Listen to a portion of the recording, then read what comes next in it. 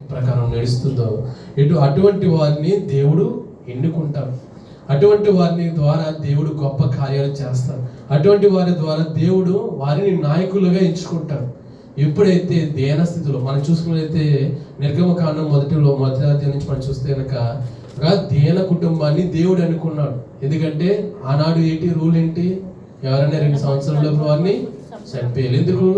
వారి మీద వీరు ఎక్కువైపోయి ఆ దేశాన్ని వారు ఏం తీసుకుంటారు, స్వాధీనం చేసుకుంటారని వారు ఏం చేస్తారు, రూల్ పెట్టారు. మనం ఇక్కడ ఉండగా కూడా కోయిట్లో కూడా రూల్స్ ఉన్నాయి లేవండి. మనం ఇక్కడ ఉండగలం, ఎలా పడితే అలా ఉండగలమా? ఉండలేదు. ఎంతవరకు? కొంతవరకేనే. మనం అంతమించి చేస్తే ఏమవుతాం? ఒకవేళ మనం అందరికీ తిరగబడితే కనుక కోయిటి వారు ఏమైనా చేయగలరా? చేయలేదు.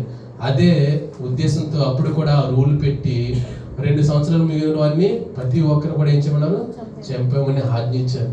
అటువంటి సమయంలో దీన స్థితిలో ఉన్న కుటుంబాన్ని దేవాదేవుడు తనకు చిత్తంలో ఉన్న కుటుంబంగా మనకు కనబడుతుంది. మొట్టమొదటిగా ఈ దేన కుటుంబం మనకు కనబడుతుంది అధ్యాయంలో. తర్వాత మోషే గారి జీవితం చూసుకుంటే కనుక ఆయన ఒక రాజకుమారునిగా బ్రతికాడా లేదండి? మొదటిగా ఏ విధంగా ఉన్నాడు? దేన కుటుంబంగా దీనులుగా ఉన్నాడు. తర్వాత ఏ విధంగా ఎన్నుకున్నాడు? దేవుడు రాజకుమారునిగా చేశారు. ఎప్పుడైతే రాజకుమారునిగా చేశారో ఒక చేయరాని పాపము చేసి తన స్థితిని తాను పోగొట్టుకున్నాడు లేదా? అదే స్థితిలో ఉన్నా సరే దేవుడు ఎన్నుకోగలడు. కాకపోతే ఏం చేశాడు? ఇక్కడ ఒక మనిషిని ఉన్న కోపం బట్టి ఏం చేశాడు? ఒక మనిషిని చంపేయడం జరిగింది. తద్వారా ఏం చేశాడు? తనను కాపాడుకోవడానికి ఎక్కడికి పారిపోయాడు? మిద్యాను దేశం పారిపోయి ఏం చేశాడు? ఇంకెవరుంటారు? తెలియని ఏ పని దొరికితే ఆ పని చేస్తారు కనుక ఇక్కడ ఏం చేశాడు? ఈయన పశువులు కాపరిగా తయారయ్యాడు.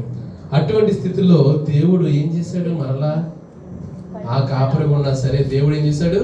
మరలా పిలిచారు. ఏమని? రమ్మని పిలిచారు. ఎలాగా? మోషే ఎట్టి మారాడు? ఆ సమయంలో ఏ స్థితి లేని సమయంలో, తినడానికి తిండి కూడా లేని సమయంలో దేవాదేవుడు మరలా ద్వారం తెరిచి తనకు చిత్తం తనకు కుటుంబంలో ఉంది కనుక ఆ చిత్తాన్ని గురించి దూరంగా పోకుండా దేవుడు మరలా ఏం చేశాడు? మరలా పిలుచుకున్నాడు. ఎప్పుడు ఏ విధంగా పిలిచాడు? 3వ అధ్యాయం 3వ అధ్యాయం 4వ